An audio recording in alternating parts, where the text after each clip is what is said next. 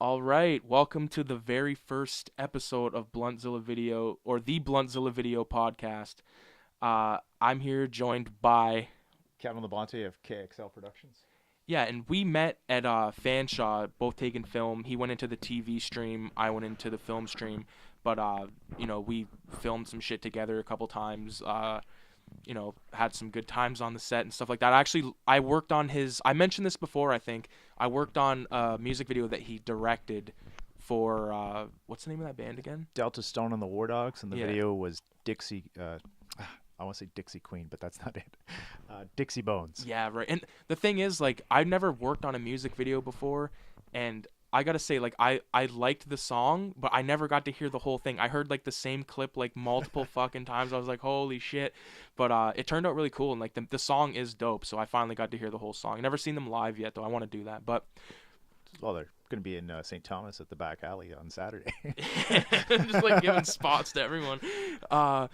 So basically, what we're doing here is we're down here in the video layer, and we've each randomly selected 5 horror films, and we're gonna just talk about them. Yeah, that took about an hour just to figure out which one's like.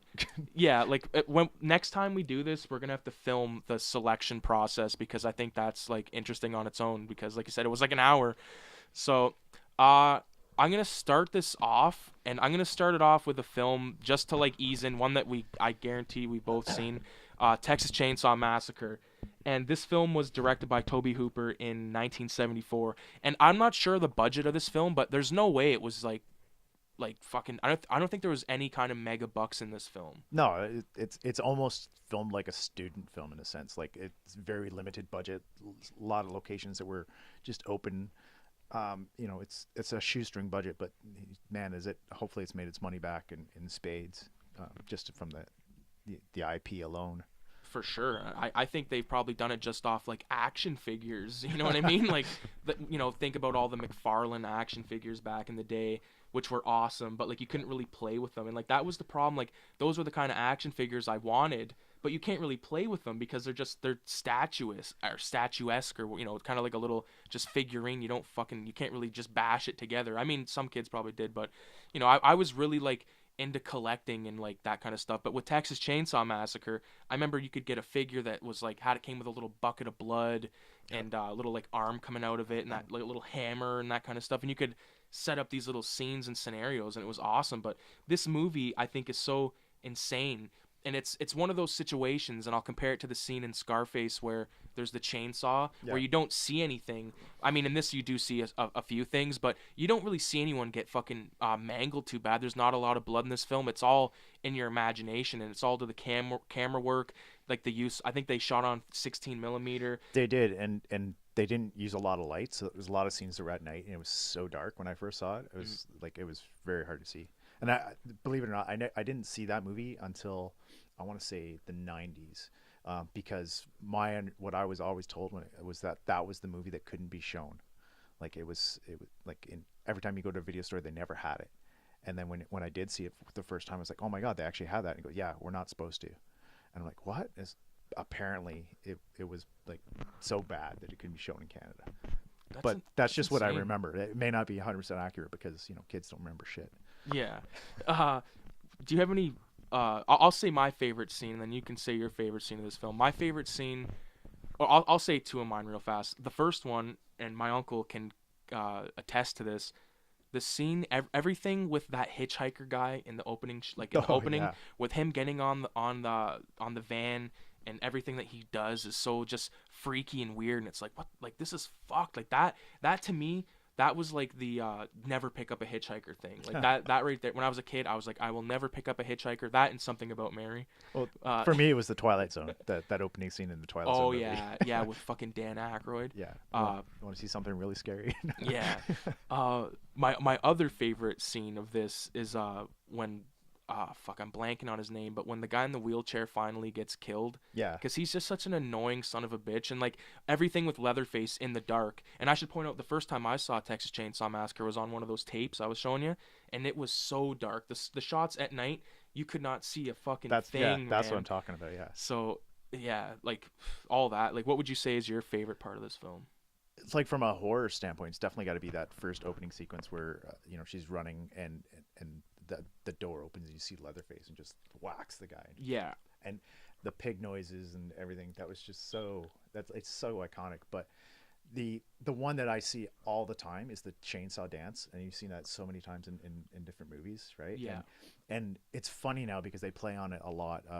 I think Film Riot did one where it was just called Chainsaw, and it was kind of a similar idea where he's chasing after the person, and he kind of, where Leatherface does the dance, this guy just kind of kicks the sand and walks home like, fuck, I messed up. But I don't know if you've ever seen the movie Summer School. That was a long time ago. Oh yeah, and there's a guy that is obsessed The with Texas two guys, Chainsaw Massacre. Yeah, and they do the whole horror sequence, and they play the Texas They Chainsaw do the Massacre. chainsaw dance, like even more violently than it was ever done in the original. Yeah, Like, exactly. Yeah. So that before I even saw the movie, like I knew of the movie, and I saw that when I was a kid, and I was like, Right. oh, this is awesome. But yeah, just that opening sequence where you finally see Leatherface for the first time, he knocks the person in the head and just drags the body back. That still sits with you, right? Like just the visceral nature of it. Definitely. So, do you want to grab your first selection there? Yeah, okay. I keep mentioning this movie to other people, and I keep talking about it, and it's called The Stuff. It came out like a long time ago. I'm just trying to find the year exactly, but I would definitely gotta say like 85 or something like that. Yeah. And for those who don't know, The Stuff is about an organism that people have, I guess, corporations have found, and they found out that it tastes really good. It's like the best yogurt or ice cream you could ever have, and they start marketing it and they start selling it, and it's just called The Stuff, and people start loving it and they start eating it, and then they try and force other people to eat it because they're like, you gotta have it. And this one kid, he doesn't want it. He wants his vegetables, and he wants his healthy snacks, and he's noticing his family's acting all weird, and it turns out that this stuff is an organism that's taking over the minds of people, and it just creates like this whole like consumer culture thing. And there's a scene with one of the actors, like the stuff just starts coming out of him, and his mouth opens up so wide. It's so gross. It's awesome. And it's got like they talk about fluoride and how bad it is, and that the conspiracy theory behind that. And I can't remember his name now. Damn it. This Larry was Cohen? No, Michael Moriarty from Law and Order. He's like the main character in it. Okay. So like if you've ever seen the original episodes of Law and Order, he was the lawyer. I've never seen. Like, are you talking about the guy with like the kind of hick accent? Yeah. Okay. Yeah. Yeah, but he was the he ends up becoming the main lawyer in Law and Order, but that was like one of his first movies. It's even got so many good people in this movie. Damn it. There's Danny Aiello, Patrick O'Neill, Paul Sorvino, who's Marina Sorvino's dad. Yeah, he's Uncle Paulie from Goodfellas. Exactly, yeah. So like all those people, and it's such a good movie, and it's not gross in the sense that there's a lot of blood and gore, but just the concept. It's like Invasion of the Body Snatchers, but with the consumerist culture, and it came out before They Live. So yeah, and one of the coolest things about this is like the way that they market the stuff. Like they're marketing it like it's like a Coca-Cola product. Like they're running out of it on the shelves, and they gloat that it's low calorie and all this stuff, and to me, like it makes you want to eat it. Like that movie makes you want to eat the stuff for some reason. And actually on Instagram, like people have remade and customized like jars and stuff. Oh, it's just like that marshmallow spread they sell now. Yeah, right? yeah. So it looks like it's one of those movies, and one of the most, I think, one of the scenes in that film that would have scared the shit out of me when I was a kid was when he goes inside of that like the 18-wheeler, like inside of like the milk cart. Yeah, like I think that, like, because if that ever filled, like you would just suffocate in there. And I was like, I didn't watch this movie when I was a kid. I watched it like in the last couple of years, and I remember watching that because when I was a kid, I thought like movies were like you were in like a little contained spot. I'm not claustrophobic, but I was just claustrophobic for the people. Yeah, if that makes sense. So I'm like sitting there dying for this kid to make it, and that's a really good movie, and I love how I love all the special effects. Like I think that one dude, like that one black dude, he like ends up melting. Yeah, or like his the stuff eyes comes come out of him and just bursts out of him. It kind of has like the same kind of feel. Not as greasy, but the same kind of feel as a movie like Street Trash. Yeah. You know what I mean? With like that really kind of melty, like all that kind of stuff. Or the Raiders of the Lost Ark face melting scene. Yes. You know what? This is totally random, but you know another really cool scene is in Poltergeist. Oh, I just watched the this the pick other in the day. face. Yeah, Oh, it's so yes. That movie. Like I was a kid and I was staying at like back in the 80s, and building all these suburbs and stuff. So like every house looked just like that one in Poltergeist. And I was staying at a babysitter's place, and they put that movie on, and it freaked me the fuck out. I was so scared of like looking in the mirror and having like seeing my face peel off, and that freaked me out. That's hilarious. And I still don't like static TV. Yeah, I'll go ahead with this next selection here. So the next one right here is one that, have you seen this movie? That one I don't think I've actually seen. Well, I know I should, but it's not one I've gotten around to yet. I'll just give a quick little rundown of it. Basically, it's a film by Dario Argento called Demons, and it takes place almost entirely inside of a movie theater, and basically there's this suspicious guy giving out these invitations to this movie theater in this subway, and there's like this whole suspenseful scene in a subway of him going up to this chick, and the chick's scared shitless, and then he's wearing a weird mask, and he finally comes up and he just hands her this invitation, and her and her friend go to this movie screening, and once they get there, they start watching this film that's been like a pre-made film for this film, and it's about them finding this demon, and basically all hell breaks loose in the movie theater, and literally, right? Literally, yeah. And I'm blanking on the actor's name, but he's like, anyone that's seen this, like that tough dude, like the black dude, like he is so fucking badass, and he's actually in the sequel as well, which the sequel's not that bad. Like it's not as good as the first one, but I don't mind it at all. But this movie right here, like it's fucking cool, man. You got so many insane, memorable like demon faces and stuff, and you got a lot of cool there's a really intense scene that takes place in a bathroom that's just like fucking creepy as shit. So I think this movie, directed by sorry, I said a film by Dario Argento. It's actually a film by Lamberto Bava. So before anyone tears me apart, Dario Argento produced it. So yeah, you definitely got to check that one out, man. Yeah, like the Demons. I remember, like for me, I grew up in the area of like small video stores. Right. So I'd walk in, and you go through the horror section, you see all the covers, and the covers back then were really cool. Like they were almost as scary as the movie half the time. Yeah. And or better than the movie half the time. Better than the movie half the time. But like for the longest time, that like the commercials for the horror movies were scary. Like, I don't know if you remember Nightmare on Elm Street, like when you see the commercial that comes on the TV, and this is coming on like Saturday morning when they're airing it. So you're sitting there watching your kid's cartoon. And next thing you know, you see Freddy Krueger trying to eat somebody over through a phone, and the scene in the bathtub. Oh my god. So like back then, they just made, like, trailers were great. They were, they didn't reveal too much, but they scared the shit out of you. And then the covers of the movies was just like, there was art to the covers, and it's not not like today where it's just like, oh, here's the title, here's the two faces of the main characters, there you go. Yeah. Right? It's a lost art. Yeah. Oh yeah. You know what I mean? Like you look back on a lot of these, you look back on like the poster for, obviously Star Wars is one of the most memorable, but The Exorcist, you look back on like we were talking about earlier, like the Clint Eastwood movies, like Every Which Way But Loose, Any Which Way You Can, like those covers are beautiful hand painted masterpieces, and they just, it's gone now. Now it is, like you said, just a photo. It's like the floating head syndrome, like comic books. You know what I mean? Like comic books kind of took the same route. Like a lot of time back in the day on comic books, it's almost like a panel. Yeah. And then now it's just like this like totally different thing. And like comic books have took such a different toll, like since I stopped collecting too. So, but yeah, I think that the hand painted art, like I'm trying to think of some good horror movie ones, but most of them were just like different releases. Like different companies would get like Child's Play, and or maybe and like it'd be different releases of it, and like through the same company because it was MGM or whatever. But through different, like say Vidmark put out Leprechaun, but like they put it out in China too, and the Asian market, they got the best fucking cover arts of all time when it comes to movies. And some of the best taglines, like with Die Hard this time, or Die Hard 2, this time he has shoes.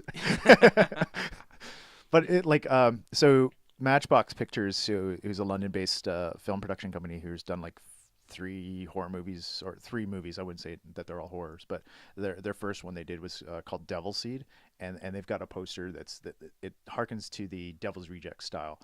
but he showed me some of the posters that they've got from international stuff, and it just looks totally different, totally like not even close to what the movie is in a sense, but it's just that's how they market the movie, right? Yeah. It's a lot of bait and switch overseas, it seems. Right? Yeah, definitely. Yeah, man. I think that, you know, when it comes to marketing your film, I think your poster is like key. Like, I think if you have a shitty poster, people are gonna be like, "Fuck that." Even if you have a shitty movie and you have a good poster, people are gonna at least take notice of it. You know what I mean? Yeah, well, it was especially back in the day before we had YouTube and that, like it was the movie poster and the trailer. Yeah. Like that was all you had to go on, right? So, like I'm trying to think of a movie that I saw that was like, oh, that was crap, but it like the poster looked amazing. Like Masters of the Universe. There you go. Like, it's not a great movie. If you're a fan of He-Man, that was not a good movie. But the poster made it look really cool. The trailers made it look really cool. But then you watch it and it's just like, oh, He-Man goes to Earth. I think my biggest problem with that movie was they all seem so clueless, and that little like, I had a couple of He-Man books and I watched a couple of the episodes. Was not a diehard He-Man fan, but that annoying fucking like little hairy alien dude was exactly that, annoying. I couldn't deal with it. Well, he like, I don't know if you ever watched the old show. They had Orko, which was like a wizard in the giant red Alvin and the Chipmunks outfit type thing with the big wizard hat, and he was he floated, right? Right. You can imagine back in the 80s, like we're talking like 86 or 86 or 87. You're not going to be able to do that, right? Like that's not something you could do. So they went with the next best thing, and they got the head wizard from Willow. I don't know what he was, but they had him, and then they didn't do the story right, and that was the biggest like upset for me as a He-Man fan. Right. And then, as I said, the poster was awesome. The trailer was awesome. Like even the comic book adaptation was better because they went with instead of following the style of the movie, they followed the style of actual He-Man, the cartoon. Right. So you can imagine like the big buff blonde, bowl cut guy running around with his sword. And it was so much better. But again, like back in that day, it was the box cover. That could sell your movie right there. Yeah. You look at there was a movie called Party Animal, and it came out just after. Oh, that's with Macaulay Culkin, right? No. This was like a long time ago. So basically, after Animal House, and Animal House was a huge hit. Right. Everyone was trying to make a screwball comedy type thing, and Party Animal was this one company's answer to it. Okay. And it wasn't as good, but the cover looked amazing. It was just basically like this guy who's drunk and he's on a leash and he's like the smallest thing on the thing, and there's like all these women's legs, they're standing around him, he's trying to look up their skirts and stuff. That was the cover, and it's like, oh, that looks amazing, right? But the movie wasn't that good. That's crazy. But I mean, like, again, if you go into like Monster Squad, which is the next movie on my thing, so good segue. Yeah, you've got this cover that I've never seen before, but I would even say that the cover of this one, it's like a hand-drawn thing. It's not as good as the original. Not at all. Not at all.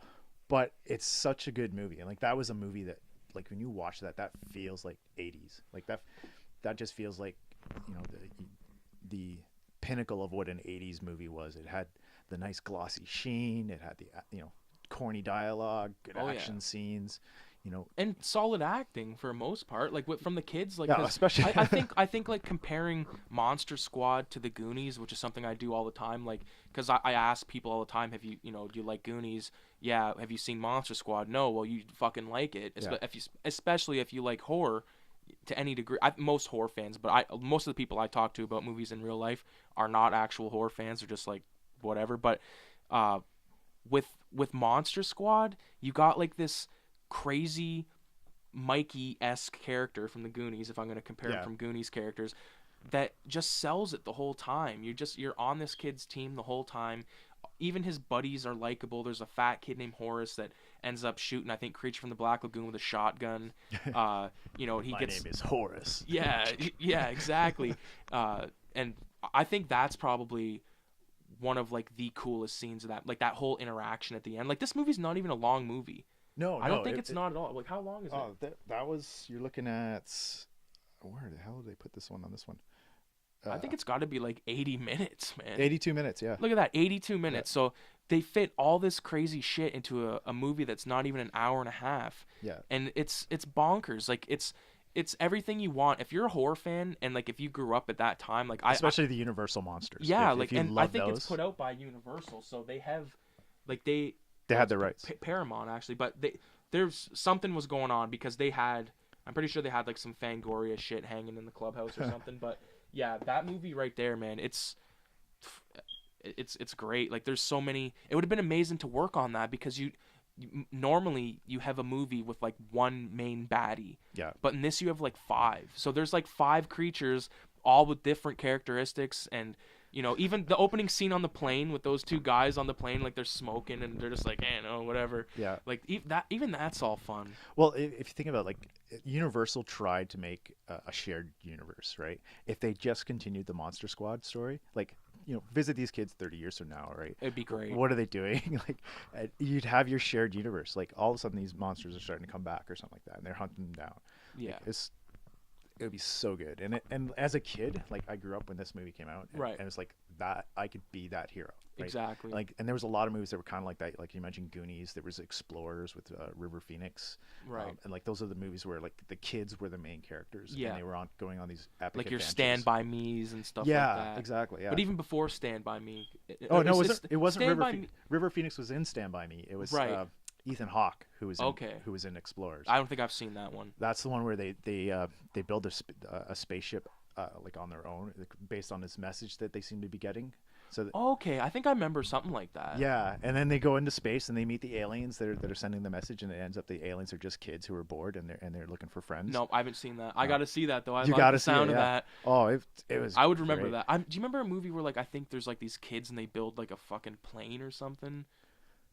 Not offhand, no. Okay. But. Anyways,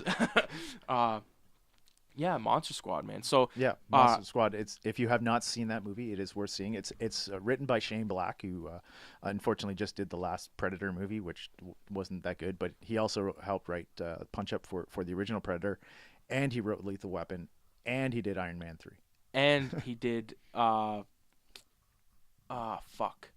Okay. Fuck yeah. No, you did Lethal Weapon. I was gonna do Lethal Weapon, and then I was like, oh wait, he said that just a second ago. Did he do all the Lethal Weapons? I don't think he did all of them. Okay, Richard Donner directed all of them. Not all of them, no. No, he did. Yeah, he did. He did all the way up to 4 too. Me and my brother, we fucking love Lethal Weapon 3. That is I love all of them, but Lethal Weapon 3, I think is like, it's my favorite because like we've been on like 2 adventures with these guys. Yeah. They're as close as they've ever been, and they have this scene on the boat where it's after Danny Glover, Murtaugh shot his son's friend, and he's out on the boat getting wasted, and then Riggs comes and he's talking to him, and like they have like this really emotional back and forth, and it's just so crazy to like see how far they've come, because like in the first Lethal Weapon you got Riggs and Murtaugh thinks Riggs is fucking suicidal and crazy, which he was yeah. And you got Murtaugh who just is like you got Riggs who's just like a kind of guy that just figuring his shit out after his wife's been killed. And then you get the sequel and you find out like those guys were the ones that killed his wife. And then the third, I like the third one because it's like it's a new batch. It's like there's no connection to the first one or like anything. Like we know these guys. It's so fun. And the fourth one even, I think that it's kind of a even in the third one, like he has the ability to move on, right? It's him finally making peace with his death of his wife. Yeah, and he gets with the chick. Yeah. I'm blanking on her name. And then with the fourth one, I don't know how you feel about the fourth one, but I got to say how I feel real fast. The end of the fourth one, how they have Riggs talking to his wife's grave, or his ex-wife's grave. Yeah. And then you have Joe Pesci come, and he gives that little kind of jokey story about the frog. And I think that if you don't delve into that deep enough, like since we've been in the film criticism class, I've been like thinking way different.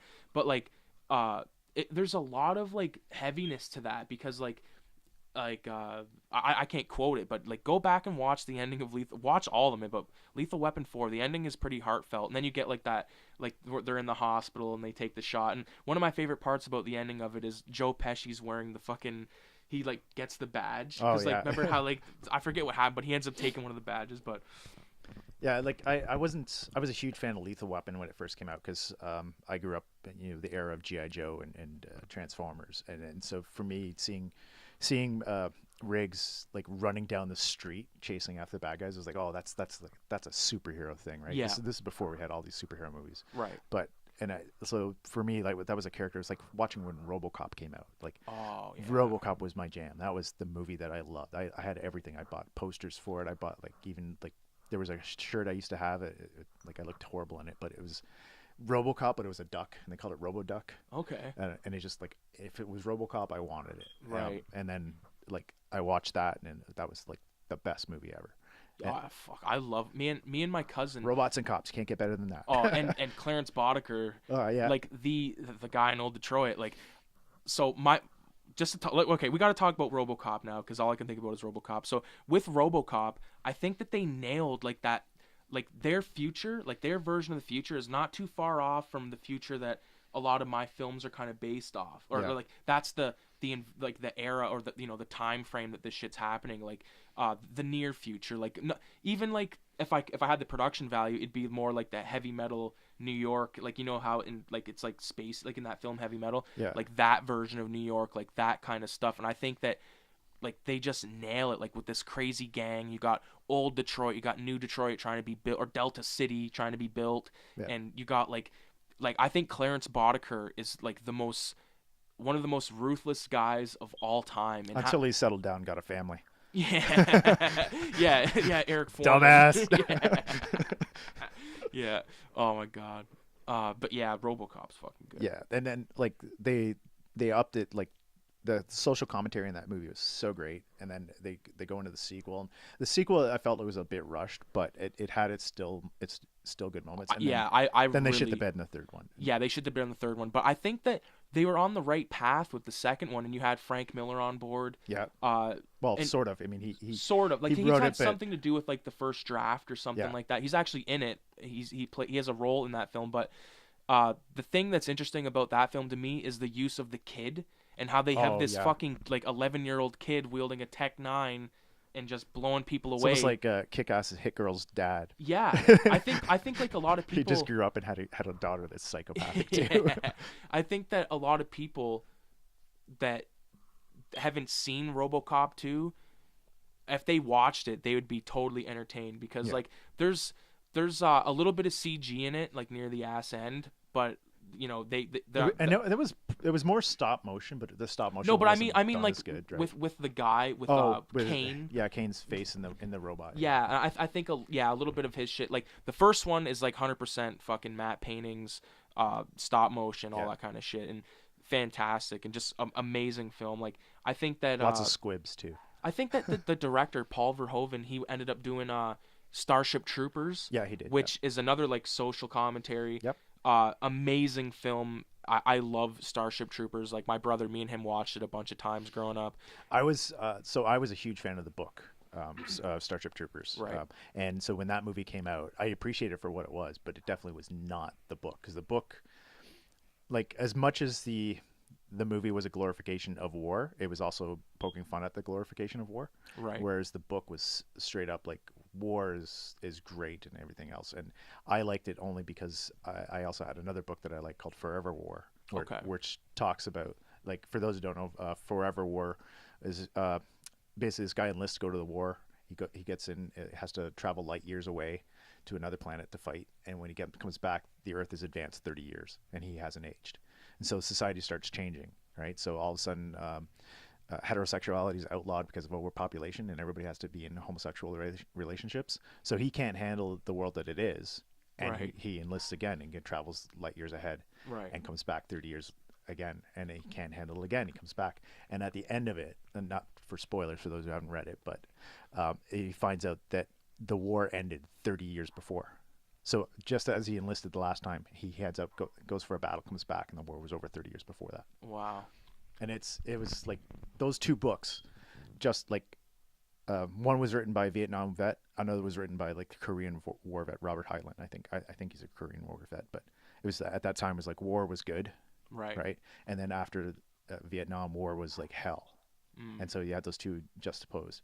And Starship Troopers kind of toes the line of both, right. So you have it glorifies war in a sense, but it also shows like the real horrors of it. Like, oh, definitely. All your friends could die. Definitely. In a and like I've never read either of those books, but I think that they totally sell the fact, like the glory, like all the glory that comes with it, but all the heart-wrenching pain that comes with it. Like they show it because, like, you know, obviously there's this guy who's just kind of out to impress this chick, and then his family gets killed. He's gonna leave, and then he's forced into this situation where he has to, you know, he's got nowhere else to go. And then by the end, he's like this badass guy. Like he's the Michael Ironside, you know, and he even does the Michael Ironside line. I forget what it was, but he's like, "Come on, you apes, you want to live forever?" Yeah, you want to live forever. And one of my favorite shots is I think it's right after Buenos Aires gets blown up, and like they're doing an interview.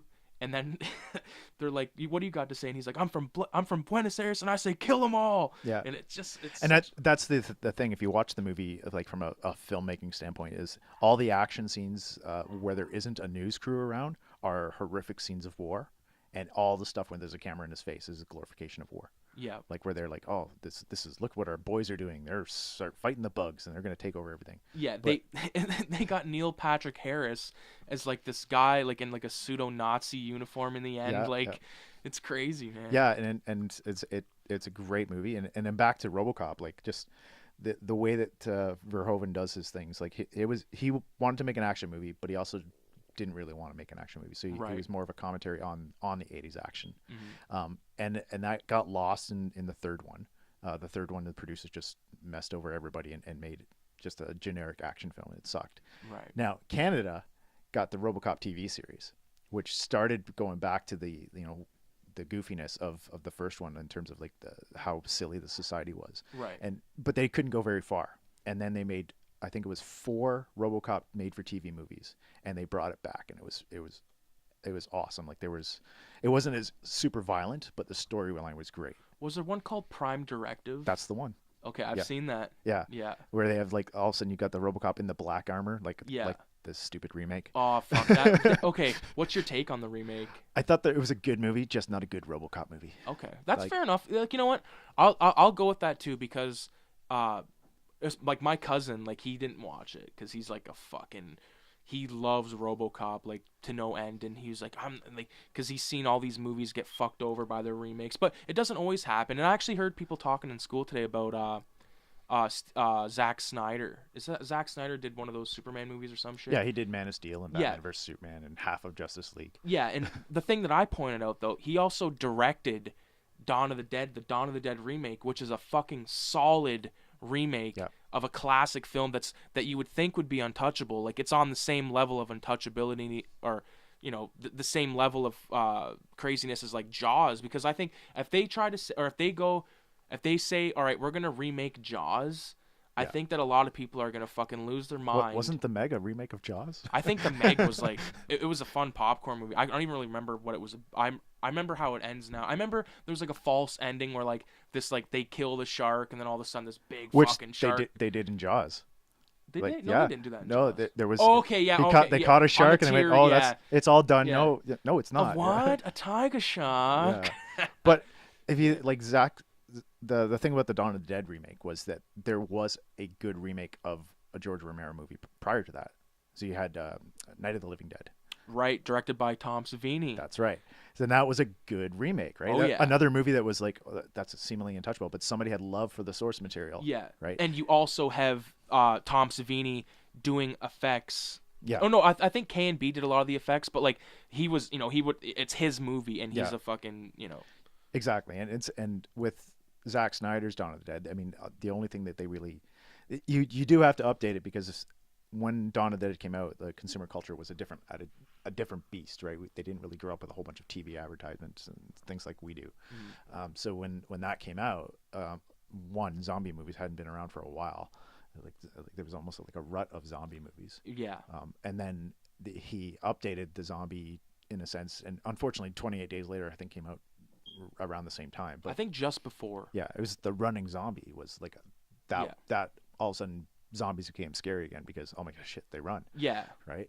So. Yeah, and like with movies like 28 Days Later, 28 Weeks Later, the Dawn of the Dead remake, I'm trying to think of other zombie movies that came out in the time. Like it almost seemed like there was a new one every week on Space Channel. Yeah. Like on the Sci-Fi Channel, like there was just zombie this, zombie that, and like Netflix was full of them. The Walmart dump bins were full of them. Yep. Like they're forgettable, most of them, and it was just like there was a Day of the Dead remake as well. Yeah. 2 of them, or I think 3 of them now at this point. But my God, the one with Ving Rhames was so god awful and just destructive to the mind. It was like, okay, Ving Rhames, you're in fucking Dawn of the Dead, the Zack Snyder one, which was fantastic, and now you're degrading yourself to this CG, like just like dick smoking fest. Like it was hard for me to watch because I think Day of the Dead, it's not my favorite, but on certain days it's my favorite. And when I like think of those, and it's like Bob was awesome, wasn't it? Like Bub, yeah. Like, Fuck me, man. That was a sad day. Get this. This is a fun fact. The guy that played Bub the zombie was the guy from the Seinfeld episode that got the Junior Mint put into his body. Oh, yeah. That's random, I know, Yeah. but it's totally fucked. Well, like there were some good zombie movies that came out after, like Fido. With Where they they do like some, the collar. yeah, and Yeah. you do a different take on the zombies. Shaun of the Dead, obviously, Oh yeah, of right? course. So, as much as there was a shit ton of crappy zombie movies, there was also a lot of really good ones and they played with the genre, and that's what I think when it comes to like vampires and werewolves and stuff, you got to play with the genre a bit, right? You don't go for the same tropes that everyone else did, like a Bad Wolf or Wolf Cop. Wolf Cop. Now, Bad Wolf is another one too. It's where the wolf is basically he talks and you can taunt them. Okay, I don't think I've seen that one. Yeah, that's a good one too. But Wolf Cop was played up on it, Right. And that's what you got to do with the werewolf thing. You don't do the Jack Nicholson wolf thing where it's like all about the transformation, because that's been done. Right. You got to do something different, something new. Speaking of werewolf transformation, they're doing American Werewolf in London at the Highland. Oh yes. The thing is, so this is an ongoing internal debate I've been having in my head for the last little while. You're wrong. I listened to a podcast called 22 Shots of Moods and Horror, which is like my fucking go-to podcast, and they talk about the argument between American Werewolf in London and The Howling. So Right. a lot of people say The Howling's better, and for years I've said American Werewolf in London is better, but now that I've become like more I've seen more horror films and I've seen more films in general, that I've grown the appreciation for The Howling more, because at the end of the day, and this has been said on podcasts time and time again, the end of the day, almost all the good spots in American Werewolf in London, besides the transformation shot, are dream sequences. So like the dream sequence with like the Nazis, the dream sequence when David is in the bed out in the woods, and like all the stuff with Jack is amazing. Don't get me wrong. Like especially, I think the best scene in American Werewolf in London is The movie scene. the movie theater scene when they're in the theater. porno theater, and you got like all the dead people around him, and they're talking, and they're like saying how he should kill himself, and the one chick was like, maybe just put a gun to your head and pull the trigger or some shit.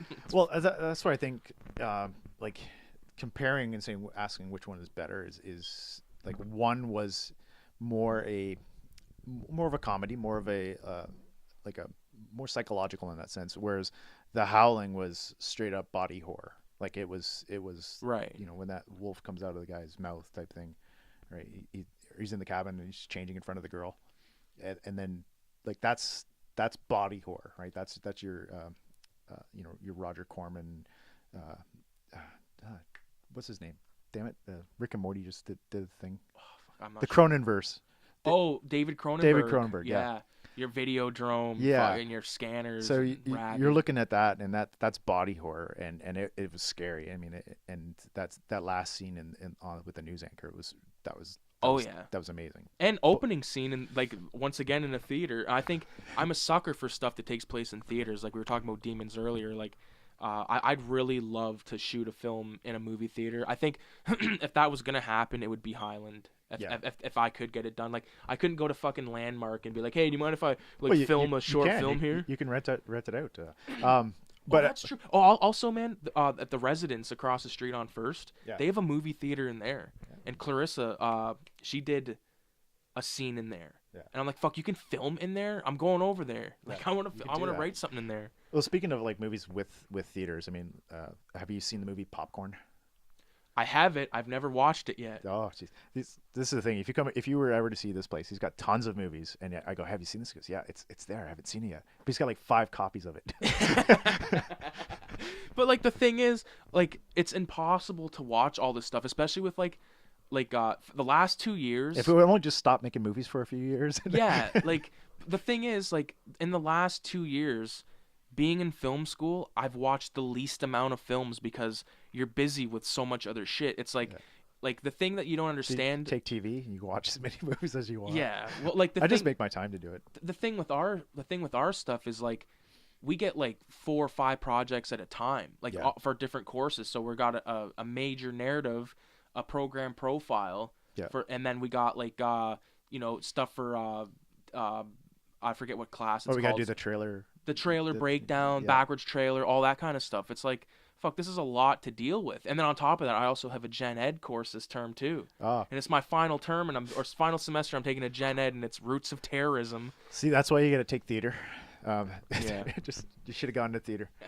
But so we talked about the werewolves again, but like Monster Squad has one of the best werewolves that And he also has nards. He has nards, but like he gets blown up by dynamite. Yeah. And then pieces himself back together. Yeah. And that scene where he's like, "Lock me up in the jail." Lock me up. Yeah. Like that's a straight horror movie, but geared towards kids. Yeah. Like it was awesome. And and like kids would root for, like I can imagine like kids just like I think if I had been born earlier, I would have been your fucking poster boy Monster Squad kid. You know what I mean? Like I'm just obsessed. So I remember collecting Fangoria. Oh yeah. Like, do you have any? I don't have any because I was thinking at the time, I was like, oh, they're not going to be worth anything. Yeah. But damn it, now they are. Like you learn about so many movies that you would not have heard of before. Yeah. Like Highway to Hell was like, as we were talking earlier, that was a movie I saw just the picture. And I for some reason I love cop movies, and to see like Hell Cop and there, and it's like, oh, that's got to be awesome. I'm going to watch that. The Robert Englund's Phantom of the Opera. Oh yeah. Like that was a movie I saw promotional material for in Fangoria.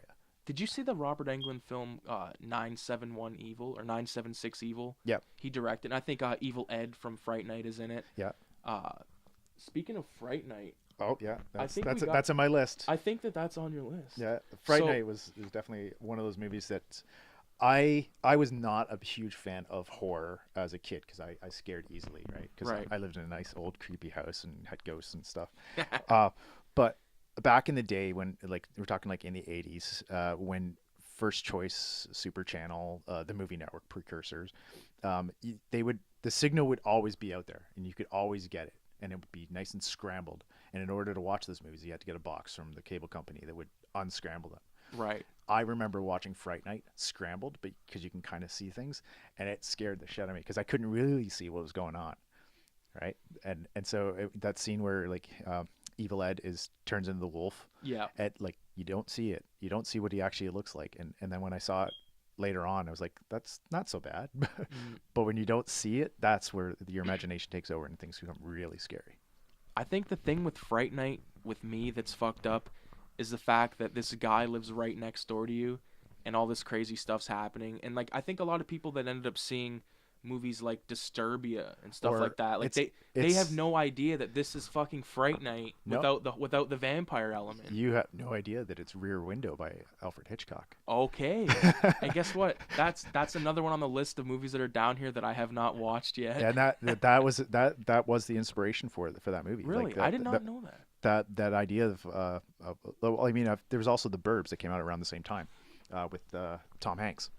Where he sees his neighbors and he thinks his neighbors are up to no good, and the brilliance of Fright Night was to take that concept and add the movie monster into it. I think that the one of the best selling points of this film is Roddy McDowall. Is it Roddy McDowall? I believe so. Yeah. I remember Roddy McDowall mostly from he did the the narration for the Batman audiobook. Really? He was in Planet of the Apes as Cornelius as well. But Yes, yeah, I that think was his big claim to fame. This is another instance for like horror fans where like you got this Roddy McDowall playing this guy that runs a movie station or a TV station like once a week where he's a horror host basically. He's like a Joe Bob, like Elvira, like Elvira, Joe Bob, or like super host for those who may know.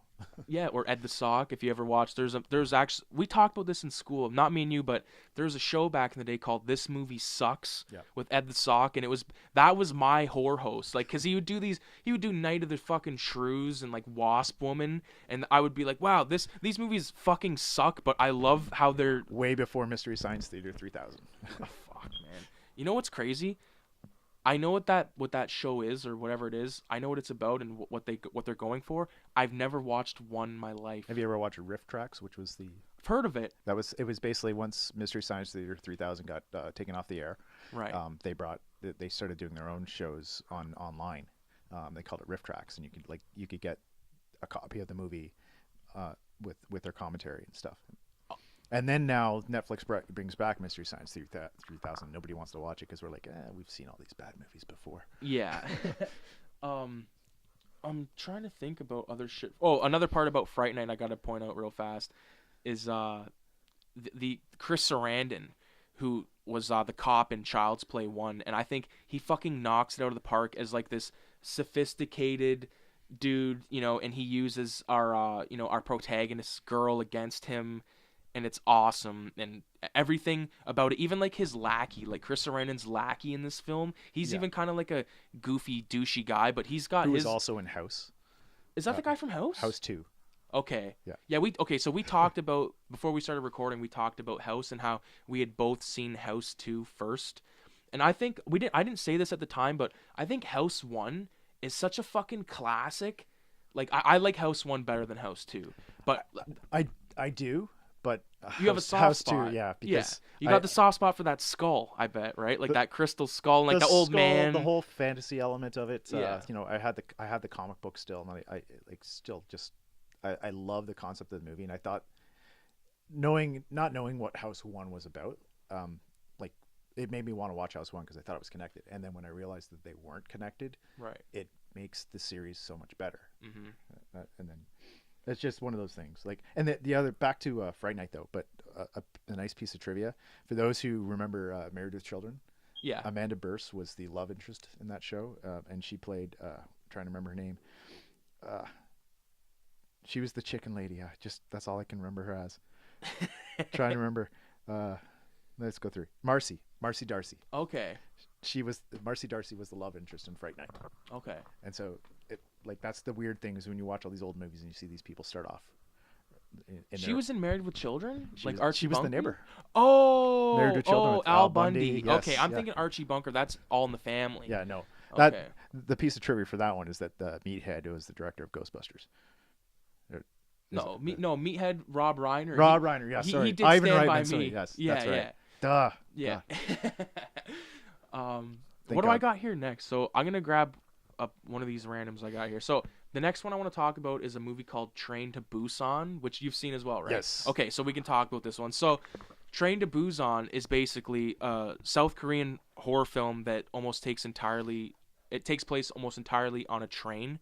And it's crazy, man. Like, there's a lot of CG, but there's a lot of stuff that's not CG. Yeah. And you can tell, and it's amazing. Like, I think that Asian horror, like, it's so fucking insanely good. Like, it's nuts, man. Like, there's so many good movies out there that stick out like a sore thumb. Like, I Saw the Devil. I'm trying to remember that one I watched a couple weeks ago. There's Ju-on, The Grudge, The Original Ring. Yep. The Eye, The Original Eye. Tokyo Gore Police to get a little obscure with the fucking crocodile cunt. Was that Machine Gun Girl? Yeah, there another one over there. Girls, Gangsters, and Zombies. Yeah. There's just like, and those ones are kind of goofy. Like, I think some of the more serious ones, like the I Saw the Devil, which that's not a supernatural horror film, but it's so insane, like the way it goes. Have you seen that movie? Yes. It's so good. And there's that guy. Audition yeah, I think it's Audition. I think so. Yeah. There's one out there that I've been trying to see. It's called Old Boy. Oh, you've not seen Old I've Boy? seen. I think I seen like maybe 20 minutes of it, and then the fucking file corrupted Oh, you've because got. I watched a burn copy. Do not watch the American remake yet. No, Watch I the wouldn't. first one. The first one is a masterpiece. Right. The ending is such a mindfuck. Yeah. But yeah, Train to Busan, man. Like I think that some of the shots in there that stick out to me are like the shots. Like so, if you think about a subway, you have like the interlocking walls and stuff like that, and a zombie comes up, throws his face up against the wall, and he's spitting blood and slamming his head against, and you can tell it's practical, and that means a lot to me. Like I know that there's got to be CG in there. It's not nowhere near like fucking World War Z where like it's so ridiculously CG and like they're running on top of each other like rats and like it just. Well, they were doing that, but it was so much done so much better.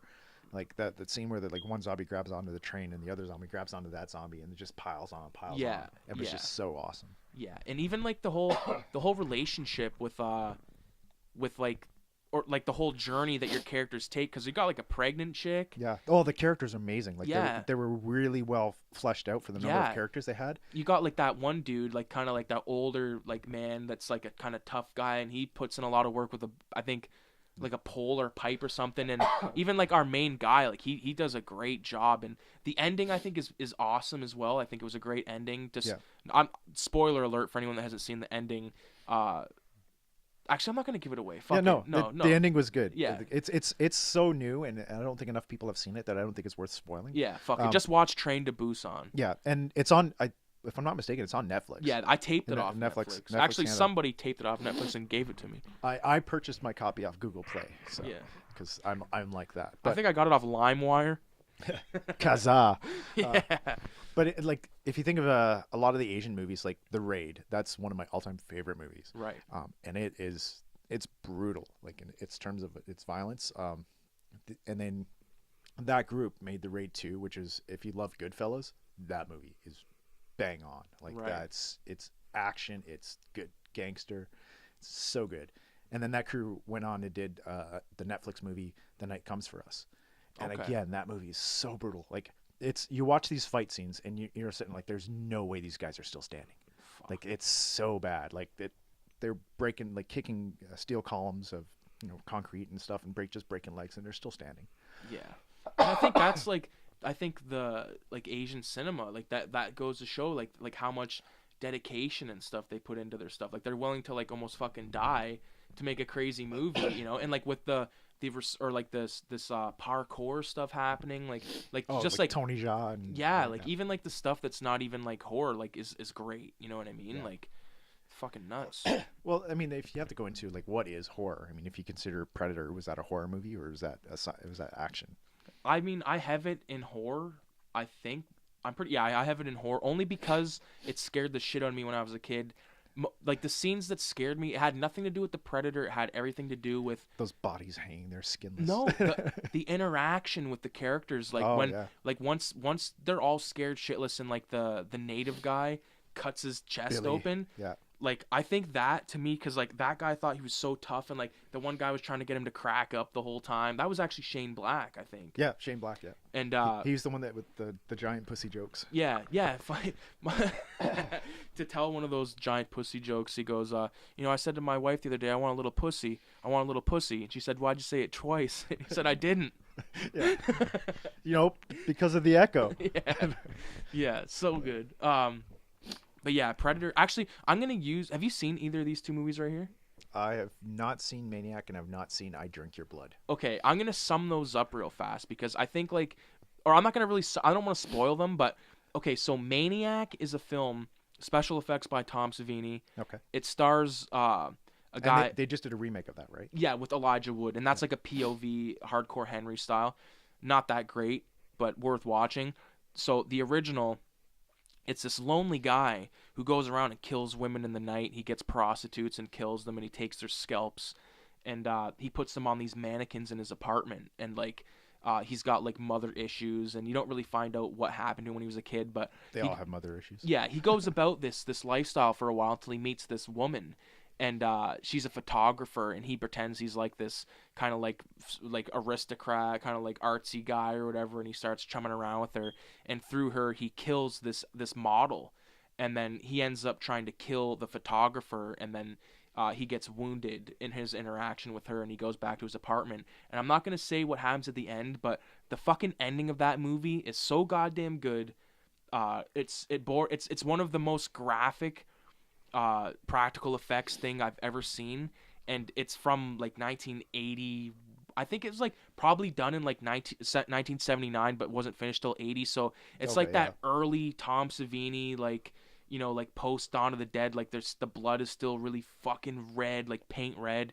It's bananas good. So Maniac. Yeah, I definitely would. Like, I love checking out the originals before I check out the the remakes most times. And a fun fact about Maniac, even though it's not really about the film, to do another little plug, there's a record store in London called Odyssey Records. Have you heard of it? Yeah. So they do screenings there, and I went and watched them screen Maniac.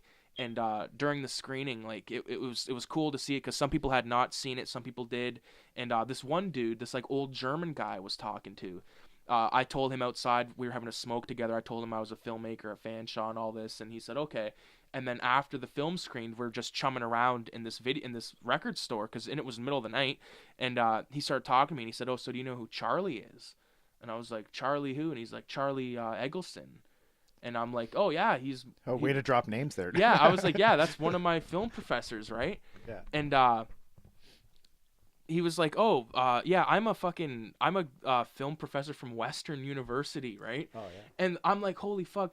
I'm outside with this guy. I'm smoking dope, like this is before it was legal, like blatantly, like right in front of him, and he's just like shooting the shit, smoking cigarettes. He's getting pissed drunk, and he's like, "Yeah, I'm a film professor." And then I end up talking with this guy about film for like an hour. It was fucking cool, man. But that's Maniac in a nutshell for you.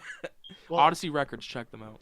Like that Maniac, the premise sounds a lot like a movie that came out, I want to say 2002-ish, called May.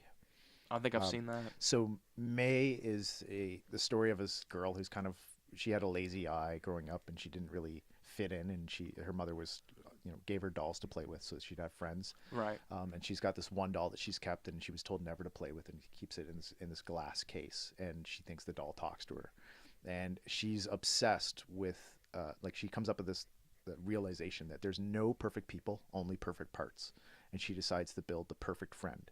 So she goes out and she finds people that have you have a really nice neck, and she kills them, keeps the neck. Holy starts shit. sewing these people together to try and make the perfect person. Wow. And it's so good, because it's like the girl who plays the part plays it like, you sit and you're like, oh yeah, she's somewhat attractive, but there's something off about her, right? And so you can see why certain people would be like, oh yeah, okay, I'll get to know you, and then whoa, you're fucking crazy, and yeah, freak out about it. But I mean, it's got Anna Faris is in it. Okay. And she's not the main character, but she's just like one of those side characters. Right. But it was a really slow burn. Like it's very slow. There's not a lot of gore. There's not a lot, but it's the atmosphere, and it's the character development in it, and that's what, like, Maniac, when you're describing that, it kind of reminds me of that. Yeah, I mean, I gotta check out that one you're talking about. That sounds good. I like stuff like that where there's like an outcast, and like they're kind of like, almost like like a guy or a person that's out for revenge in a way, in their own way, even though she's not probably purposely out for revenge, but that's her way of taking revenge. And I'm a sucker for revenge films, so like movies like I Spit on Your Grave, Revenge. Yeah. I'm trying to, like, even modern day Last revenge House films. on the Left. Last House on the Left, which is fucking classic. There's a movie that's from like 2008 called Death Sentence that we were talking about. That's the original, like, it's based on the original source material from Death Wish. Yes, I love that one. With Kevin Bacon and John Goodman, and even like the asshole kind of pricky guy that, it's anyone that doesn't know this movie, basically Kevin Bacon, he plays your everyday family man, and one day he's driving with like his all-star AAA baseball player's son, and his son is murdered in a gas station by a gang, and the gang's let out on like a technicality, which they always are. Yeah. And it's just about Kevin Bacon trying to figure out what happened, and then in the mix, the rest of his family gets put in jeopardy. I think some of them die. His daughter's raped, and his wife's put in a coma. Yeah, and I think his other son is like like almost killed or something like that, or he's like stabbed or something. Something like that, yeah. Yeah, and then you got John Goodman and like Kevin Bacon goes and buys guns from John Goodman, and you find out that John Goodman is the father of the guy that Kevin Bacon's after, and John Goodman, like he'll sell him a gun, but there's like a line, I'm not gonna be able to get it 100%, but he says like, I'll sell you the gun, but I'm not gonna tell you where my son is, Yeah. or something like that, and it was just like super powerful scene. Like John Goodman, like you don't think of well, most people when they think of John Goodman, they think of fucking Dan from Roseanne. But and there's like a few people that think of John Goodman from from movies like that, movies like The Big Lebowski. I haven't seen Red State yet. I need to watch it. I listened to someone talk about it the other day. Yeah, that was a good one. Especially the time it came out was where the idea of a bunch of rednecks basically killing people they think are immoral, right? Right. And so that like that you could see that it was almost possible. Is that movie like deal with the church? Yeah, oh yeah. Okay, yeah. Like it's a like Kevin Smith had an original ending for it that was just too crazy. Don't say anything. No.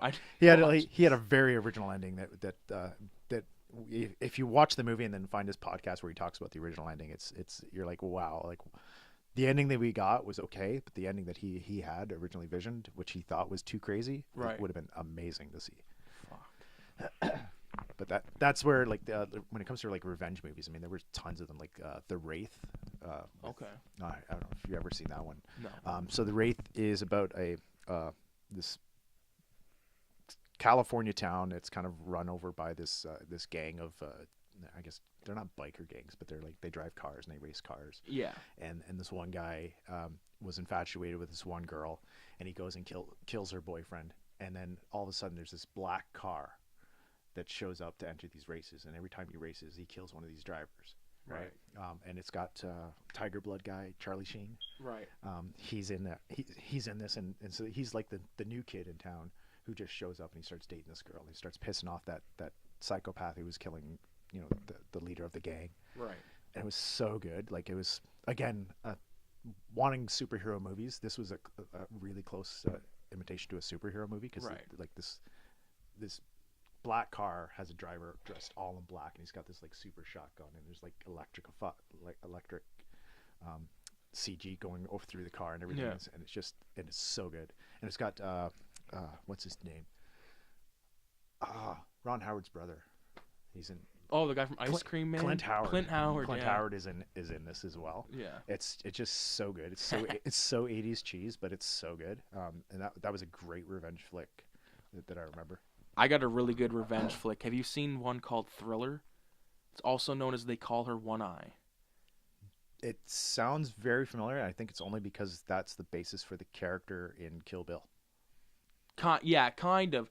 But like this is the story behind that movie. So there's this girl, and she gets kind of abducted and forcibly addicted to heroin and used as a sex slave, basically. Yeah. And she's been with this guy for a long time, but the guy that's kind of pimping her out eventually lets her leave the house and do like random things. And so what she does with her time is she learns karate, learns how to drive, and learns how to shoot. So at the end of the movie, she just goes fucking nuts. And like there's I will admit there's scenes in this movie that are like way too sexual. Like there's like flat out porn in it for a bit, and it's like it's kind of hard to watch. It's like an 80s movie, right? No, it's 70s. 70s. Is there a scene where she's learning how to punch a guy, and she clearly misses, but the guy falls down anyways? No, because this movie it's not played goofy at all. Oh, okay. Yeah, no, this one's like it's like a real like they take it serious as they can take it, but there's so many cool shots, and like that's one of the best revenge films. It's just if I was gonna, and Death Wish of course as well, but if I was gonna suggest someone to start watching revenge films, you have to first tell them like, listen, a lot of these movies they follow a formula, and that is the formula is rape and then revenge. Yeah, you know what I mean? Like the rape revenge genre, like almost every fucking movie is. There was that one with Jodie Foster that came out recently. I can't remember what it is now, but it's basically it was a remake of Death Wish, but with her as the main character. Really? Yeah, her boyfriend gets killed when they're on a trip through Central Park. Right. And then she doesn't get raped. She clearly gets assaulted, but they let the guy go, and she goes on a shooting spree. Really? Yeah. Do you know that actress? I might butcher her name. I think it's Taraji P Henson. Oh yeah, She just put out or she just starred in a Proud film. Proud Mary. Proud Mary. I want to see that. I have not heard good things about that. No? It was like, at near the end of the year, you always get these top 10 worst movies, top 10 best movies. That was one of the top 10 worst movies of 2018. Which to me, like, again, that was a trailer that looked amazing. Like, I wanted to see that. I seen it at Walmart like a couple of weeks ago, and it was like $8, and I didn't buy it. And then I was pissed at myself, and I was like, "Fuck, I should go back." And then I didn't. But now that I hear that, I'll have to look into that a little bit more. But now that you hear that people don't like it, so you're gonna watch it because bad movies can be good sometimes. I think a lot of times like the problem comes from people don't fucking watch enough movies in a year to be able to make a list like that, because there's roughly like 200 movies come out a year.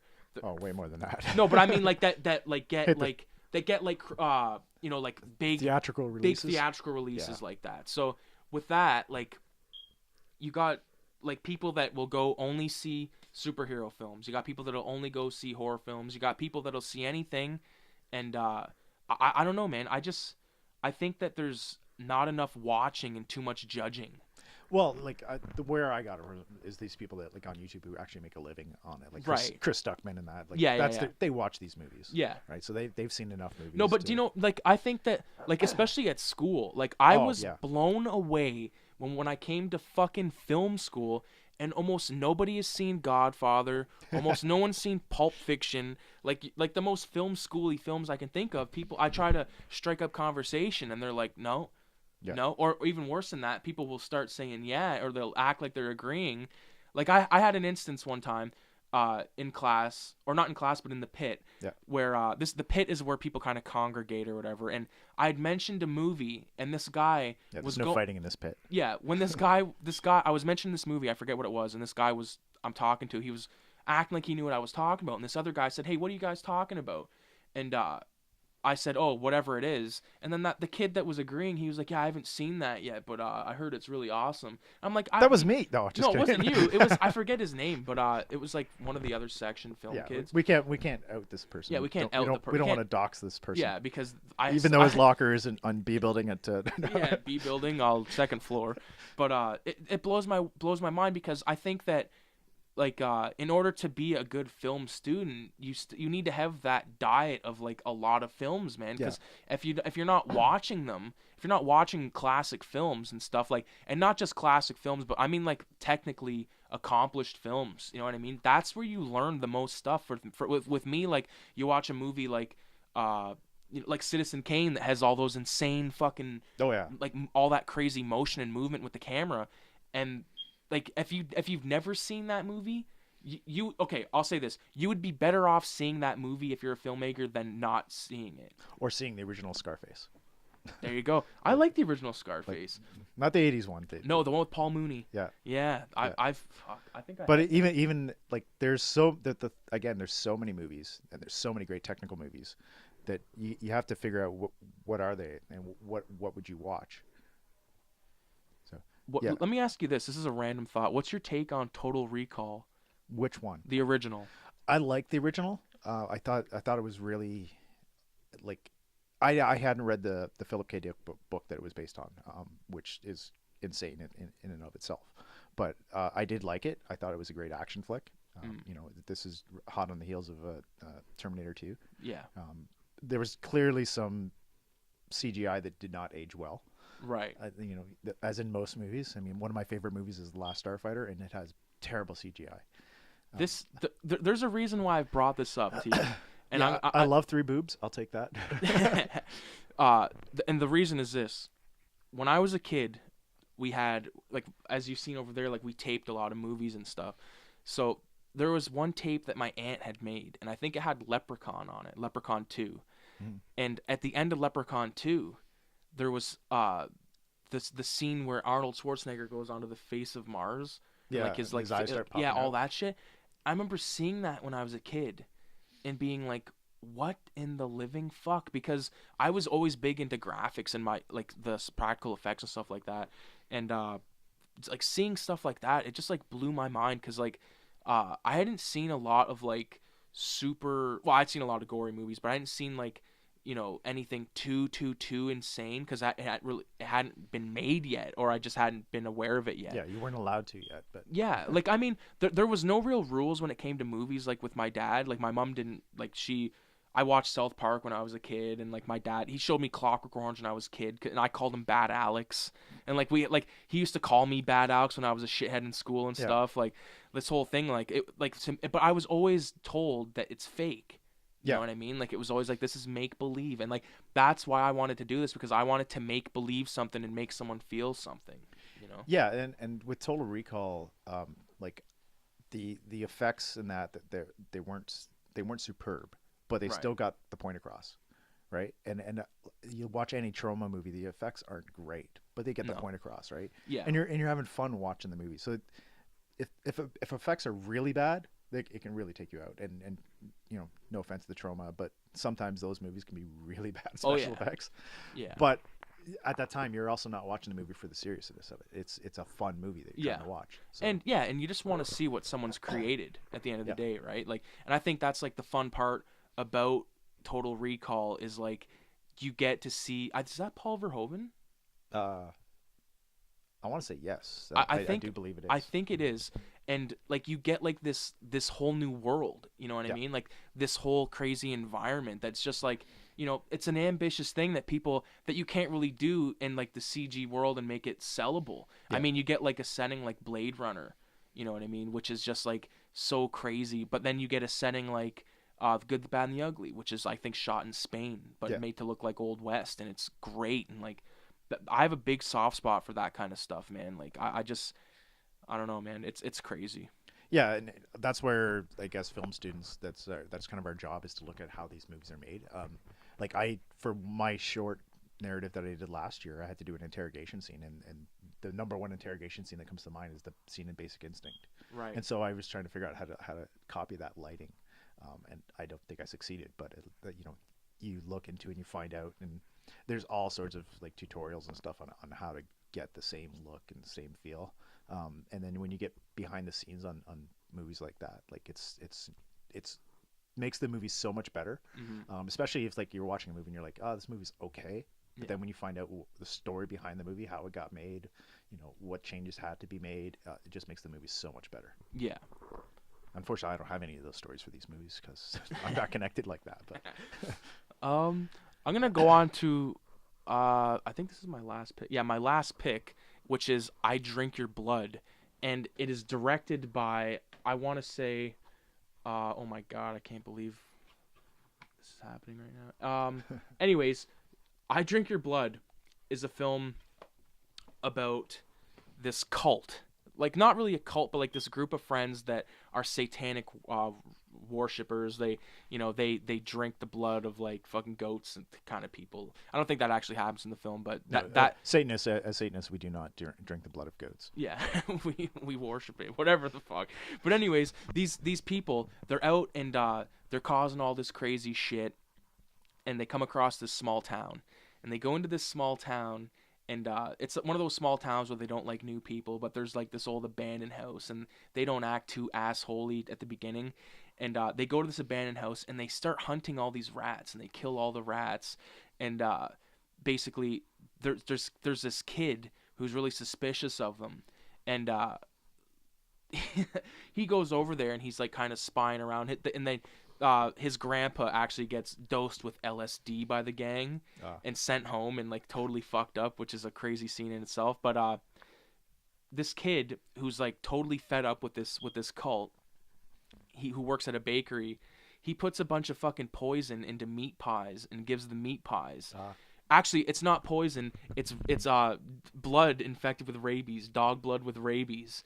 And then all these fucking satanic cultists they become rabid and just start fucking going nuts. And like there's this construction crew, and they get infected, and it's totally it's one of those movies from the 70s that I think it's actually from 1971. It's one of those just fun movies. Well, I mean, it's put out by Grindhouse Releasing, which, fun fact, was started by Sylvester Stallone's son, the one that died.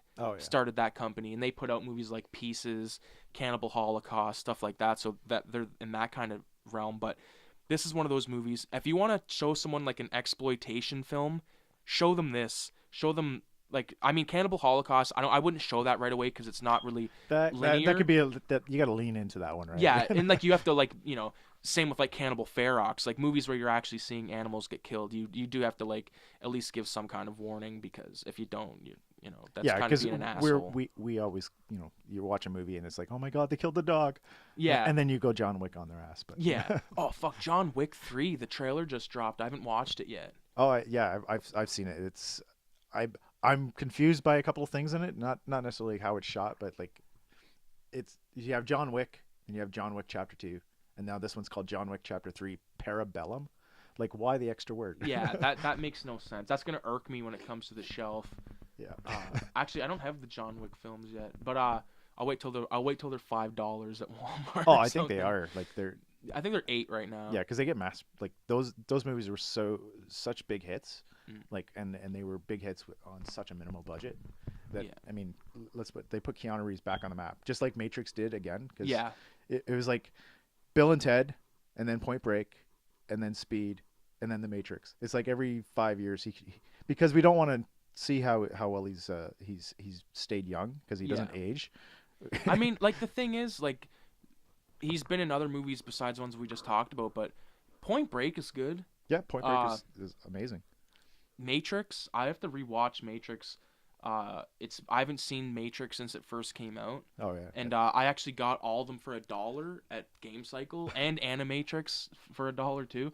So one of these days I'll binge that stuff. But like the first Matrix, I remember when that came out, it was like the same time Conker's Bad Fur Day came out. Yeah. On N64. So like, where are you gonna divide your time, right? Yeah.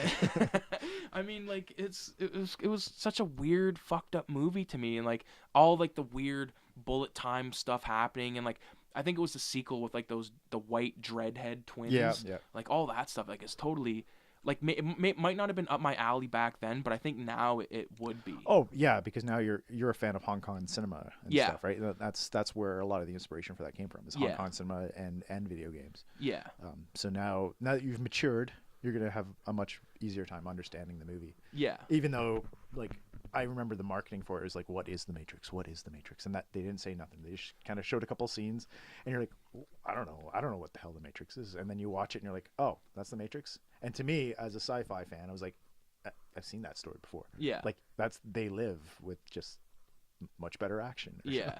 Right. Do you like how they like made this universe like inside of our own, and like. Oh yeah, like I like that idea. It's hard for me to really talk about these movies because it's been so long, but I just remember so much.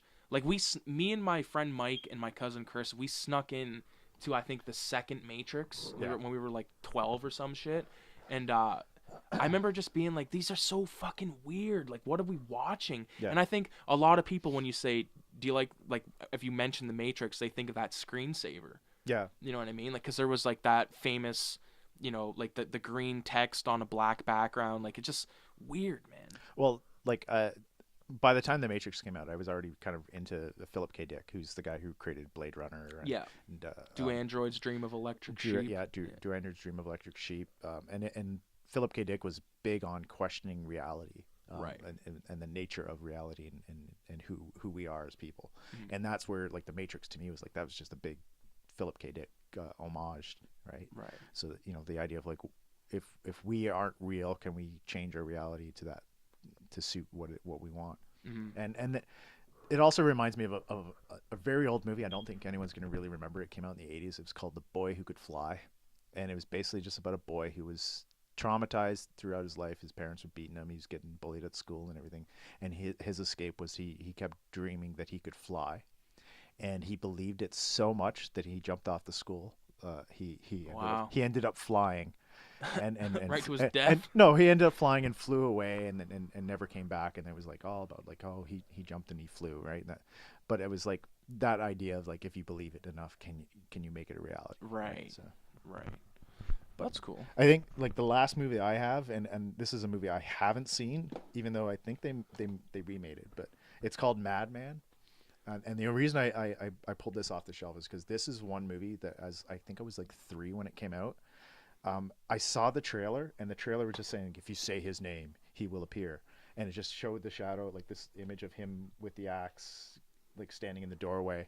And as a kid, I was freaked out because for me, like I grew up in the era when you join the Boy Scouts and you go camping trips and stuff like that. Right. So there's all this camping. So all of a sudden there's like Friday the 13th, sleepaway camp.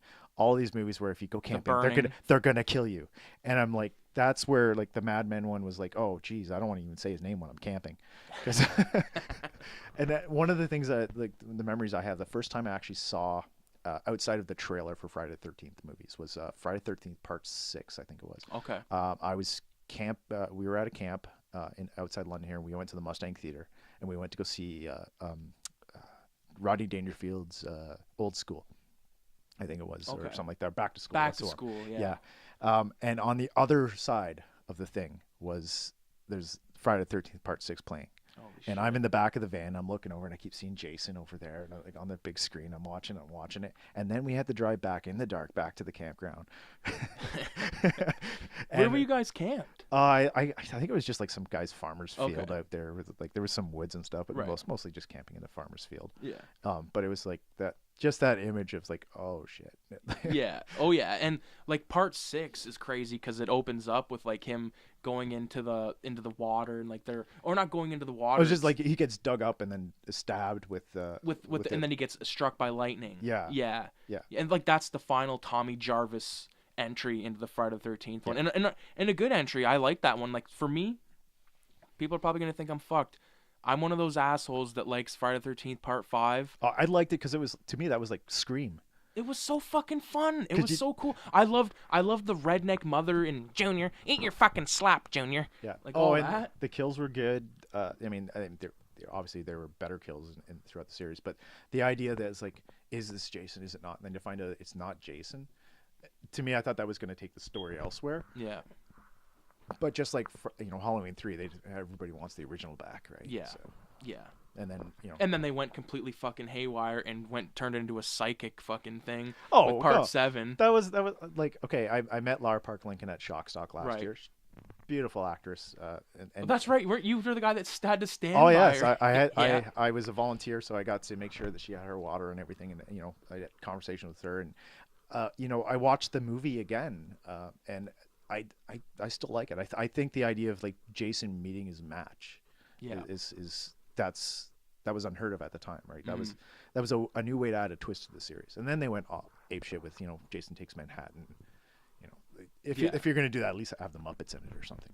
Yeah, yeah. I think what's your take on Freddy versus Jason? I thought, to me, I was disappointed because like, for decades, that was the matchup you wanted to see. Or actually, in my mind, it was Jason versus Michael Myers, because I thought those two were the two that could exist in the same world. Yeah. And I was kind of disappointed that there wasn't a lot of verses. It was more like them. It was almost like them competing for kills. Which I thought was a neat idea, but not for the movie where you want to watch Freddy versus Jason. And fun fact about that, Freddy Krueger only kills like I think 3 people in the whole movie. Yeah, like himself. Yeah. Yeah, like it's totally like fucked. But I think okay, so that movie came out in 2003. I would have been 11 years old, and I seen that in the theater with my aunt and my cousin and like our other family members and stuff. And I think that's part of the reason why it wasn't that good too, is the fact that it was PG-13. And yeah, you were able to see it at 11. like that should have been full hard rated R. But there was titties in that all throughout. Titties. Like, there was banging and stuff. Yeah, well, but like that was nothing. Because that was nothing. Then. We grew up with like me and my cousin. Like my cousin's only a couple years older than me, but we grew up with like the movies like that we're talking about right now, and like we had seen tits and like everything. Revenge of the Nerds, full on Bush. Oh yeah, Revenge of the Nerds, one of my favorite movies of all time, man. I love one of my favorite parts about that movie is like when they have the party scene. Not the rape scene, right? Not the rape scene. There's a rape scene in that movie. Well, yeah, he guy dresses up to pretend he pretends he's the jock. That's rape, man. That was Do we have to have a conversation about consent? Yeah, I love the scene with the party in that movie with Thrillers playing and they're all smoking dope and like all these broads come in and it's just like a fun time. And then obviously it gets spoiled by the jocks. But good movie. Who, back to Married with Children, ends up being Marcy Darcy's husband, the head jock. That's true. That's very fucking true, man. And it's all full circle. it is all full circle. We could do it like a 6 degrees of Kevin Bacon. How fast can we get to Kevin Bacon? Have you seen that fucking movie with Kevin Bacon where he plays like an ex-child molester? No, I have not. Okay, so I seen this when I was a kid, and it fucking freaked me out. And it's okay. It's gonna take some looking into, but I need to watch that again because I think it was like a psychological horror film, but I was just too young and didn't really understand it. Is it? It's. I don't think it's the one where he's the child molester. I think it's like Shadows or something like that, where he's in a house and this ghost. No, is the haunting chick's him. in the wall, not that one. Okay, no. There's, I think we're confusing. I'm confusing the movies. Where it's like he finds out that his neighbor was the child molester killer. Okay, hold on a minute. This is bad typing Google, but I'm writing Kevin Bacon child molester film. Oh wow, a whole bunch of stuff comes up now. If I get like charged. Stir of Echoes, that's the one that I'm thinking of. Okay. I'm thinking of yeah, okay, the movie I'm thinking of is called The Woodsman. Oh, okay. And it's a 2004 American drama film directed and co-written by Stephen Fetcher. And the movie stars Kevin Bacon as a convicted child molester who must adjust to life after prison. The movie's name refers to the woodsman from the fairy tale of Little Red Riding Hood who kills the wolf to save the titular child. Oh, good description for a movie about a child molester. I can't speak. Mos Def is in this movie? Holy fuck. Yeah.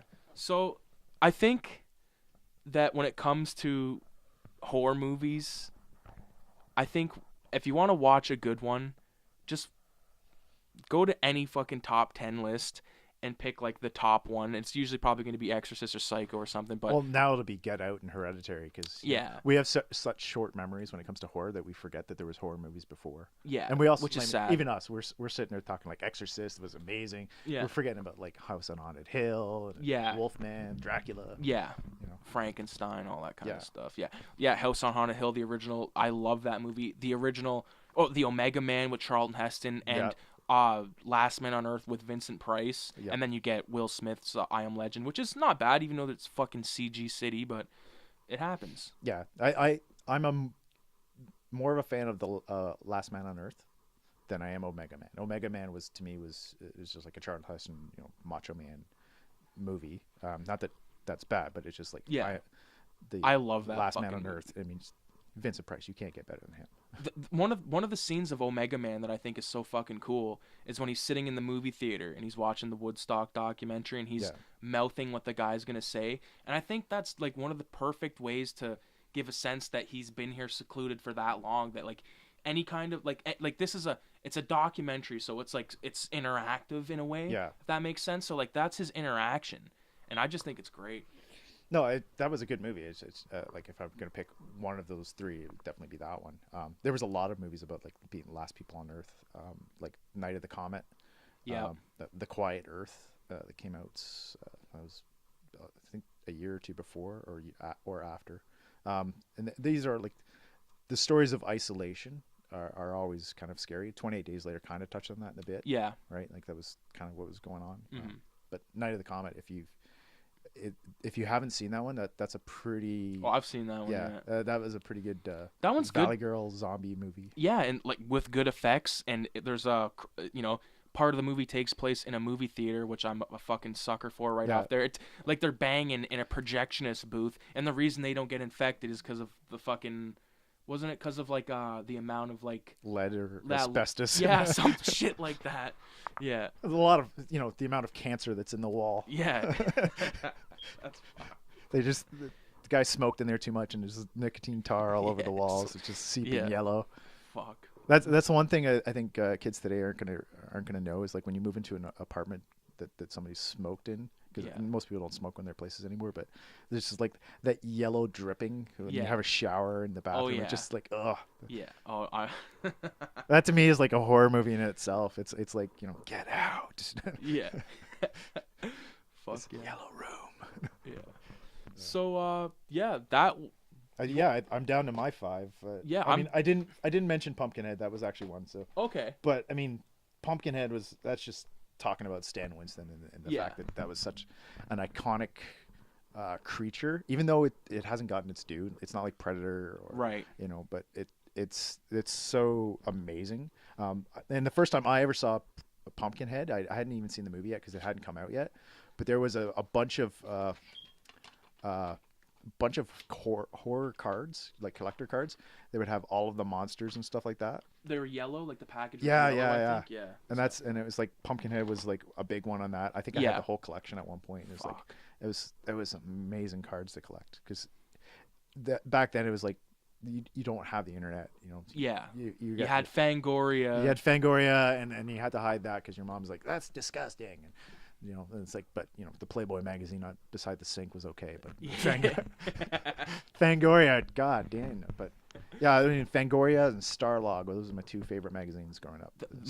Magazines that I collect, well, that I didn't really grow up with these, but I collected Fangoria, Famous Monsters, and Horror Hound I got into for a bit, and Rue Morgue, of course, Canadian magazine. There's a lot of good fucking horror magazines out there. Fortunately, they're dying off, and it's all going to Twitter. But well, I mean, Fangoria's now got their Facebook group and their website back up. Okay. Right, so they're still producing content now. So I think somebody started reviving it, and they're doing a quarterly magazine. Okay, yeah, because they got rid of it completely. Oh yeah, because those magazines died. Yeah. I remember, like, as a comic book collector, I had Wizard magazine for the longest time. Yeah. That's where you found out about the new comics coming up, and then you could check out the price guide in the back. Yeah. Right? And then they got rid of that, and now if you want to find out how much your comic's worth, you got to go to eBay and see what somebody's putting up for auction.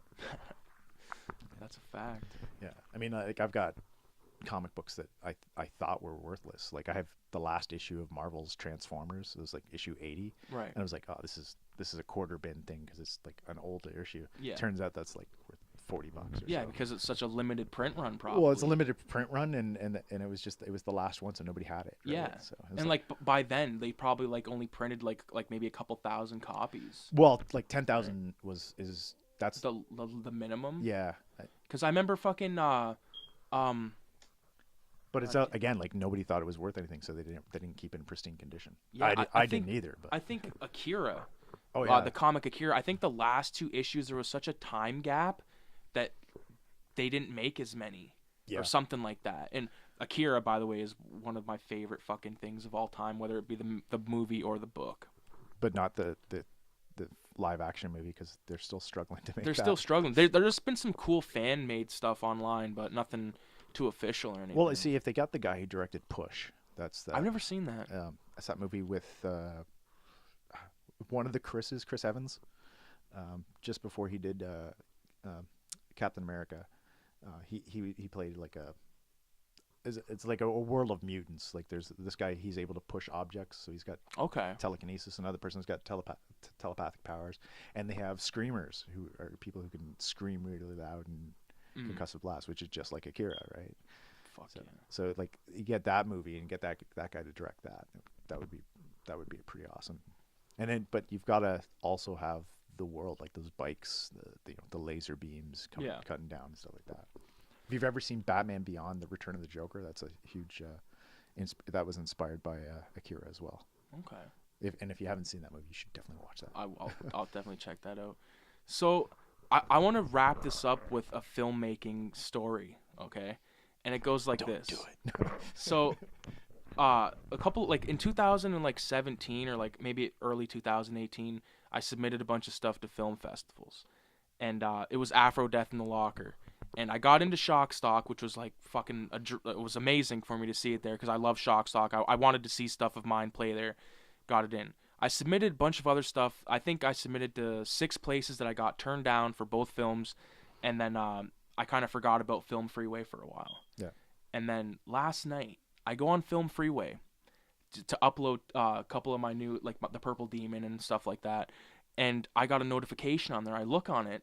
Turns out that The Locker played in fucking Tokyo, Japan on December 8th at the Bloodstained Indie Film Festival. And I have like all the stuff, like it's so fucking badass to me because like to have something. They couldn't even fly you out there. Yeah, like the thing is, like, I didn't even fucking know until like over a month after it happened. Yeah. So, and one thing that was weird, the notification date with that was December 5th and the festival was on the 8th. So how the fuck would they like? Let's say. Well, they have to get the rights, right? And so they clear Right. the rights to Yeah. have it screened. Yeah, but like if I wanted to go and I got like 3 days to work with, Yeah. I'd be like, well, fuck, I'm not going to Tokyo. Yeah, yeah, like fuck it, I'm not going to go to Tokyo. Meanwhile, you know, all the rap music is all about going to Tokyo on the night.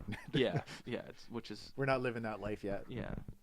But yeah, I mean, like in terms of like my movies, I've just, I mean, I've only done 3 here, but I'm mostly focusing on music videos at this point. But Right. like I don't even, I'm not confident in mine because I haven't done any of the special effects that you've been doing in mine. Mine's Right. mostly like a character or Yeah. trying a different genre. Like My Locker, I wanted to make a sitcom. Yeah. So Which has Taylor in it. Yeah, Yeah. it's got Taylor in it. Like that's a shout out to somebody in our class, and we're not gonna gender that person, but Yeah. but yeah. So I my first narrative, which was it was kind of a sci-fi movie. Right. I didn't have any special effects or anything really, but it was the concept was sci-fi. It was again like living in a virtual world, which another film student tried to copy, and you know we're not going to talk about that. It just happened to be the same ideas coming up at the same time. That's all. And then I went, okay, so I got to do a locker, and you know the rules were the locker had to be central to the story. Yeah. And I knew so many people were like, oh, I'm going to put something in a locker, or there's going to be, you know, having to get into a locker or get to a locker. And I was like, I'm just going to make the locker a character. Yeah. I'm just going to make it talk. And then I thought, this is a genius idea. This is brilliant. And I'm thinking, this is, and then, you know, I put it together, and you know, I kind of messed up on the special effects because I was just learning how to do them. But I'm still thinking the idea is killer. That's brilliant. Then I start Googling all the other lockers from other people, and I found one from like 3 or 4 years ago, and they made the locker a character. And I'm like, you can come up with the greatest idea, and somebody else will have already done it. Simpsons did it. Yeah, but it doesn't matter because if you do it your way, you know that's all that matters. I mean, like you can do a revenge story. Revenge stories have been done to death, but if you do a revenge story your way, like you know, Purple Demon, it's a revenge story, but it's a revenge story done your way. Yeah. So like that's the key to it, is do it your way, right? So mine was done as sitcom, and the other guys was done as a romantic comedy, I guess, or something. Yeah. But yeah. I mean, I had the laugh track and everything. So. Yeah, I remember Taylor. He's like, "Why don't you go talk to her?" Yeah. And like, it's so funny because like I'd seen that before I met Taylor. To shout out Taylor, he shot the vinyl documentary with me. But like I'd seen this guy and I was like, okay. And then now that I know Taylor and I watched that, it's so much more funny to me because it's like, oh my god, like, and like it's you as the locker, right? Yeah, I'm the face of the locker. Yeah. Hope she swings. Oh, she's never gonna swing my way again. Yeah. Well, the most challenging part of that locker that I did was just trying to sexualize a locker. Yeah. So, yeah. You know, I did though. Yeah, because it's all about slow pans and music, you know, and mood, you know. Wow, look at her. Yeah, so look at those hinges. Yeah, exactly. It was funny.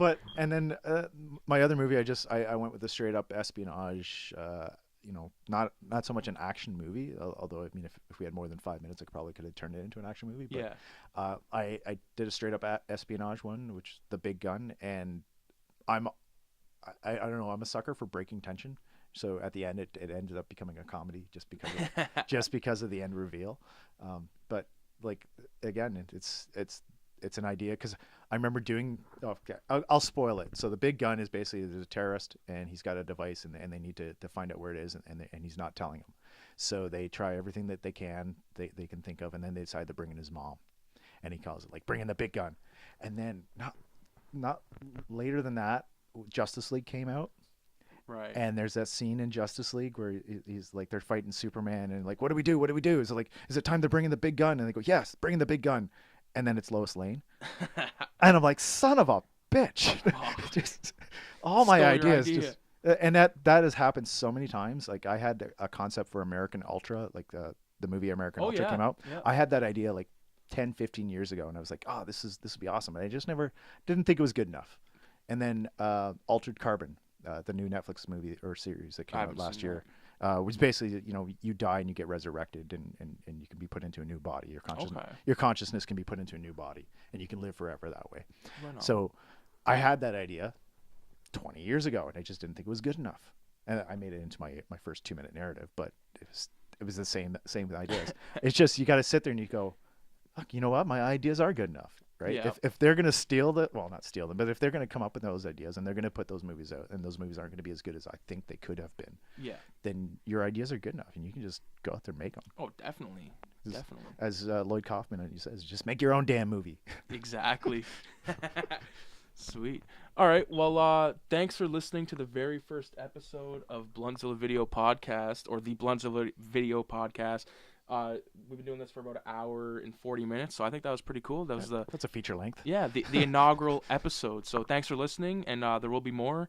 And Kevin, you'll be back, and hope maybe we can get like 3 people doing this or something. I think that'd be fun. I'm sure that we can get like Dave. And, yeah. You know what? I'd like to meet your Afro Death actor. Okay. Yeah. I think that would be cool to find out, like, okay, what's it like working with this asshole? Yeah, for 50 short films. Yeah. Yeah. Sweet. All right, everyone. Thanks for listening, and adios.